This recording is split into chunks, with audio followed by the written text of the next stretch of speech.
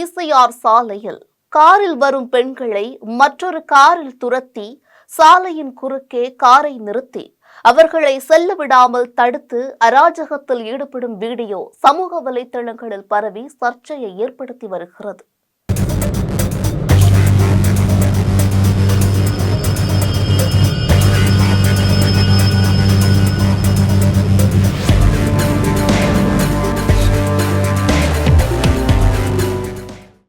அந்த வீடியோவில் பெண்களின் காரை இடைமறித்து காரின் கதவை திறக்க சொல்லி மிரட்டுவது பதற்றத்தை ஏற்படுத்தியிருக்கிறது. இதில் கூடுதலாக பெண்களை துரத்திய அந்த இளைஞர்களின் காரில் திமுக கொடி பறப்பது அரசியல் சர்ச்சையை கிளப்பியிருக்கிறது. இந்த வீடியோவை அதிமுக, பாஜக போன்ற கட்சிகள் தங்களின் சமூக வலைதளங்களில் பகிர்ந்து தங்களது கண்டனங்களை தெரிவித்து வருகின்றனர். இது குறித்து எதிர்க்கட்சி தலைவர் எடப்பாடி இந்த வழக்கில் நேர்மையாக எஃப்ஐஆர் பதிந்து பாதிக்கப்பட்டோர் விவரம் லீக் ஆகாததை உறுதி செய்ய வேண்டும், அதோடு அரசியல் தலையீடு இல்லாமல் இருக்க வேண்டும், இந்த குற்றத்தில் தொடர்புள்ள அனைவரையும் கைது செய்து உரிய சட்ட நடவடிக்கை எடுக்க வேண்டும், மேலும் ஸ்டாலின் மாடல் திமுக அரசை வலியுறுத்துகிறேன் என்று எக்ஸ் தளத்தில் பதிவிட்டுள்ளார். தமிழக பாஜக தலைவர் அண்ணாமலை ஈசிஆர் சாலையில் பெண்களை இளைஞர்கள் துரத்தும் வீடியோவை பார்க்கும் போது பதறுகிறது. தமிழகத்தில் எந்த அளவிற்கு சட்டம் ஒழுங்கு சீர்கெட்டுள்ளது என்பதற்கு இந்த ஈசிஆர் சம்பவம் ஒரு உதாரணம் என கூறியிருக்கிறார். அது நெஞ்சை பதபதிக்கக்கூடிய காட்சிகள். காரணம், நானும் அந்த பகுதியில் தான் வசிக்கிறேங்கன்னா, ஈசிஆர் பகுதியில் எப்பொழுதுமே உங்களுக்கு அதிகமாக இளைஞர்கள், பெண்கள் எல்லோரும் கூட சாயங்காலம் நள்ளிரவு அந்த நேரத்தில் அதிகமானவர்கள் அந்த பகுதியில் போகிறாங்க. பாண்டிச்சேரிக்கு போகிறாங்க. அந்த பகுதியில் நிறைய ரெஸ்டோ பார்ஸ் இருக்குது. அவங்களுக்கு ஒரு சோஷியல் லைஃப் வேணும்னு நினைக்கிறாங்க. ஆனால் எப்பொழுதுமே ஈசிஆர் பகுதியில் நானும் பார்த்தது, சரியான பாதுகாப்பு எப்பொழுதுமே அங்கே இருக்காது. காலையில், அதிகாலையில், நள்ளிரவில் பல நேரத்தில் போகும்பொழுது நானே யோசிப்பேன். எனக்கு திமுக கட்சியினுடைய கொடி போட்ட ஒரு காரில் அந்த பெண்ணுகிட்ட மிக மோசமாக நடந்து கொள்ளக்கூடிய அந்த வீடியோ, அந்த பதிவாகி இருக்கக்கூடிய அந்த வீடியோவை நம்ம பார்க்குறோம். தமிழ்நாட்டில் எந்த அளவுக்கு சட்டம் ஒழுங்கு சீர்கட்டு இருக்கிறது என்பதற்கு பல உதாரணங்கள் இருந்தும் தினமும் கூட ஒரு உதாரணம் புதுசாக வருது.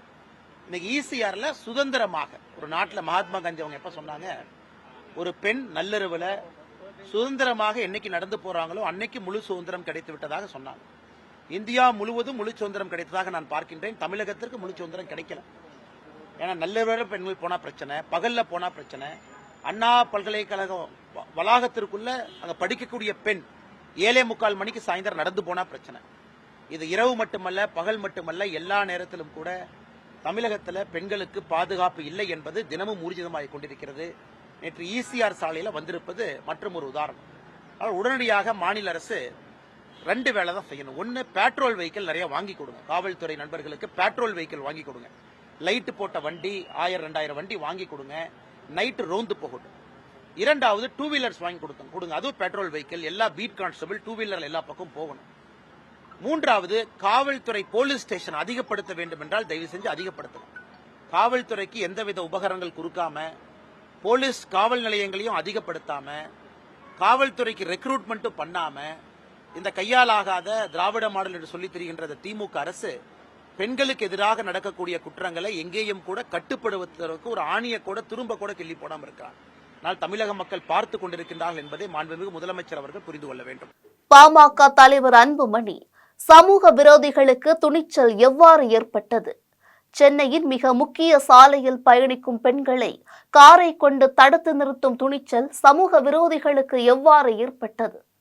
கிழக்கு கடற்கரை சாலையில் பெண்களை துரத்திச் சென்று தொல்லை கொடுத்த திமுகவினர் மீது கடும் நடவடிக்கை எடுக்க வேண்டும் என்று சொல்கிறார். இந்நிலையில் சென்னை ஈசிஆர் சாலையில் இளைஞர்களின் காரை பெண்களின் கார் இடித்துவிட்டு நிறுத்தாமல் சென்றது. அதனால் அந்த இளைஞர்கள் அந்த பெண்களின் காரை துரத்தி சென்றுள்ளனர். பிரச்சனையில் ஈடுபட்ட இளைஞர்களை பிடிக்க 2 தனிப்படை அமைக்கப்பட்டுள்ளது. விரைவில் அவர்களை கைது செய்வோம் என்று சென்னை கிழக்கு கடற்கரை கானாத்தூர் காவல்துறையினர் தெரிவித்துள்ளனர். சென்னையில் அண்ணா பல்கலைக்கழகத்தில் நடந்த பாலியல் வன்முறை ஆறுவதற்குள் இன்னொரு பெண்கள் மீது தாக்குதல்